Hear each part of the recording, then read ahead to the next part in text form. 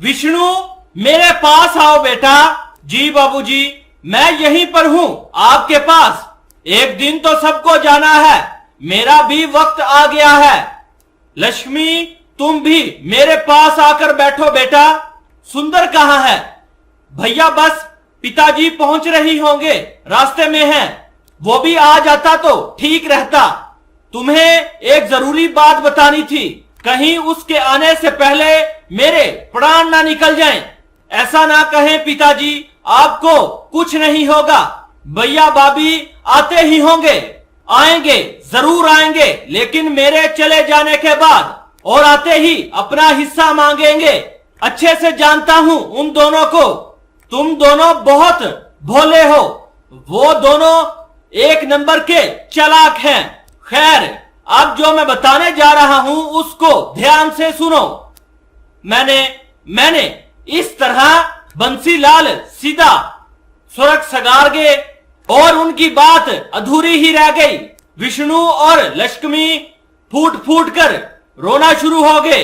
बंसीलाल के दो बेटे थे। बड़े बेटे का नाम सुंदर और उसकी पत्नी मालती थी, जबकि विष्णु उनका छोटा बेटा था और उसकी पत्नी लक्ष्मी थी।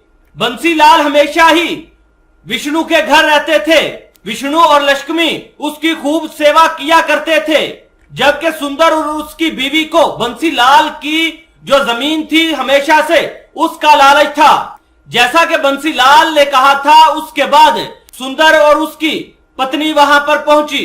विष्णु, पिताजी क्या चल बसे? जी भैया, हम अनाथ हो गए भैया। बाबूजी नहीं रहे। कोई बात नहीं, कोई बात नहीं, धीरज रख भाई। पिताजी ने जाने से पहले कोई बात तो नहीं कही? नहीं तो भैया। अरे वही तो, जो जमीन अपनी है, खेत के बारे कुछ नहीं भैया?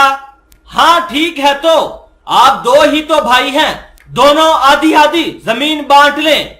भाभी, पिताजी का अभी अभी तो देहांत हुआ है, ये सब बातें बाद में भी तो की जा सकती हैं। हाँ बिल्कुल, मैं कौन सा अभी कागज पत्तर मांग रही हूँ। सुंदर और मालती दोनों एक नंबर के लालची थे। सुंदर पहले ही पैसे कमाने के चक्कर शहर चला गया था और शहर में रहकर उसने अच्छा खासा पैसा भी कमा लिया था, जबकि विष्णु इसलिए गांव में रहा ताकि पिताजी की अच्छे से देखभाल कर सके और खेती बाड़ी कर सके। इस तरह सुंदर के मुकाबले विष्णु हमेशा गरीब ही रहा। लेकिन इस बात का अफसोस ना तो उसकी पत्नी को था और ना ही विष्णु को था।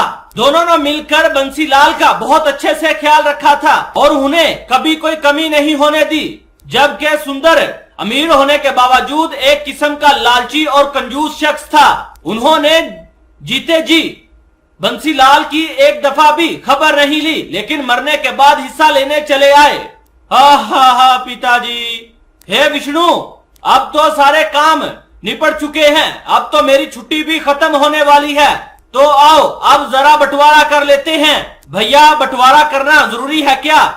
और नहीं तो क्या विष्णु भैया, आप तो रहते हैं गांव में, आप तो जमीन की देखभाल कर लेंगे, लेकिन हम तो शहर रहते हैं, हम रोज कहां आएंगे, इतना टाइम थोड़ी होता है हमारे पास। अब बस बंटवारा हो जाए तो हम उस जमीन को बेचकर अपने घर सुकून से रहें और फिर चले जाएं वापस। भाभी, आप गांव से कोई नाता नहीं रखेंगी?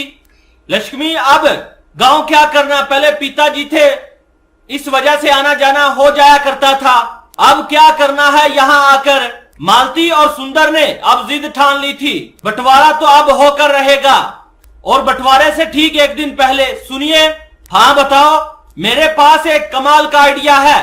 अगर हम कुछ ऐसा करें तो विष्णु हमें अपनी जमीन बेच दे तो क्या होगा, और वो अपनी हिस्से की जमीन हमें क्यों बेचेगा, और हम क्या करेंगे? अरे भाई, इतनी सारी जमीन का, अरे हम सारी जमीन बेचकर शहर जाकर चमचमाती गाड़ी और बड़ा सा घर लेंगे। मालती ने अपनी सारी दिमाग की जो बातें थी वो सुंदर को बता दी। अगले दिन सुंदर विष्णु से बोला, विष्णु क्या कर रहे हो? खेत में जा रहा हूं भैया, बीज बोने हैं। अच्छा, तुम तहसील नहीं चलोगे मेरे साथ? तहसील वहां क्यों जाना है भैया? अरे पिताजी का जो मित्री प्रमाण पत्र है उसको लेकर जमीन अपने नाम करवानी पड़ेगी ना। भैया आप ही देख लें ये सब, मुझे इन चीजों का क्या पता। चलो ठीक है, मैं सब अपने हिसाब से देख लूंगा। विष्णु सुंदर पर बहुत ज्यादा भरोसा किया करता था। आखिर दोनों सखे भाई थे। उधर मालती और सुंदर यही चाहते थे कि विष्णु उनके साथ ना जाए। मालती और सुंदर तहसील के बहाने उस दिन सारा दिन घूमते रहे और दोनों शाम को प्लान के मुताबिक दोनों घर में दाखिल हुए। अरे भैया भाभी थक गए होंगे, आज तो सारा दिन लग गया। अरे पूछो मत, पूरा दिन धूप में परेशान हो गए। और हासिल क्या हुआ? ढेला। ढेला ही तो मिलेगा। पिताजी ने हमारे पास कुछ नहीं छोड़ा। कुछ नहीं छोड़ा मतलब? पिताजी हमारे लिए इतनी सारी जमीन तो छोड़ गए हैं ना। अरे लक्ष्मी, ये हमारी जमीन नहीं है। पिताजी ने बैंक से 2 लाख लोन लिया था। बैंक वालों ने वो जमीन पर कब्जा कर लिया है क्योंकि पिताजी ने कर्जा दिया ही नहीं था और बैंक वालों ने जमीन पर कब्जा कर लिया है। अब जमीन पर केस चलेगा। जब तक केस चलेगा तब तक हमें जमीन नहीं मिलेगी। पर भैया पिताजी ने हमें इस बारे में कभी कुछ नहीं बताया। अरे कैसे बताते? अगर वो बता देते तो जमीन गिरवी रखी है तो वो नाराज ना हो जाते। खुद तो चले गए, हमें बेकारी बना गए। पर कुछ भी हो भाभी, पर पिताजी के बारे ऐसा कुछ ना बोलें। अरे चुप करो लक्ष्मी, तुम देख रही हो ये बैंक का नोटिस है। अरे इसमें साफ साफ लिखा है कि अगर 1 माह में हमने 4 लाख का कर्जा ना दिया तो वो खेत के साथ साथ हमारे घर पर भी कब्जा कर लेंगे। हे भगवान, अब हम क्या करेंगे भैया? अब तो सिर्फ एक ही रास्ता है विष्णु, 2 लाख तुम दो, 2 लाख हम देते हैं और जमीन बचा लेते हैं। पर भैया हमारे पास इतना पैसा नहीं है। विष्णु और लक्ष्मी सुंदर की चाल में फंस चुके थे। वैसे एक तरीका है जिससे काम बन सकता है। अगर ये दोनों अपने हिस्से की जमीन बेच दें तो काम बन सकता है। पर हम जमीन कैसे बेच सकते हैं? पर आपने ही तो बताया है कि जमीन पर केस है, कोई और तो नहीं ले सकता, लेकिन हम तो ले सकते हैं। अगर तुम दोनों हमें ये जमीन दे दो तो मैं अपने भैया को ये जमीन बेचकर उनसे 2 लाख ले लूंगी और बैंक का लोन चुका दूंगी। और जब जमीन पर केस खत्म होगा तो मैं अपने भैया के पैसे चुका दूंगी। पर भाभी हमारे पास तो जमीन ही नहीं रहेगी। अरे नहीं नहीं, अरे नदी के पास जो अपना छोटा खेत है ना, वो तुम ले लो और वहां पर खेती करो। तुम मेरे भाई हो, इतना तो तुम्हारे लिए कर सकता हूँ। अब बस वही सिर्फ एक ऐसा खेत है जो गिरवी नहीं है। मालती और सुंदर ने बहुत गहरी चाल चली थी। उधर विष्णु और लक्ष्मी ये सोच रहे थे कि उनके भैया भाभी ने उनका घर बिकने से बचा लिया। फिर वैसा ही हुआ जैसे तय हुआ था। लक्ष्मी ने और विष्णु ने अपने हिस्से की जो जमीन थी वो उनके नाम कर दी और खुद पास वाली नदी के पास खेती करने लग पड़े। फिर कई दिन बीत गए।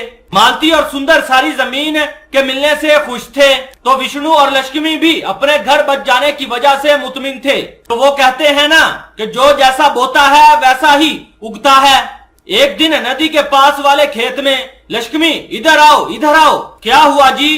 अरे ये देखो खेत में जुताई करते हुए मुझे क्या मिला। जुताई में विष्णु को एक लोहे का बक्सा मिले था जिसमें सोने के सिक्के भरे हुए थे।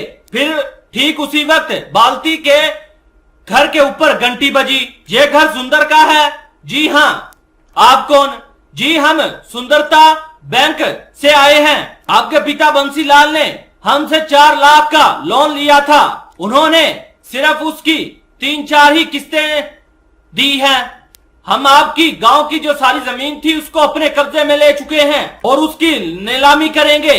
अगर आप चाहती हैं कि हम ऐसा ना करें तो आपको सूद समेत 9 लाख भरने होंगे, वो भी 3 महीनों के अंदर।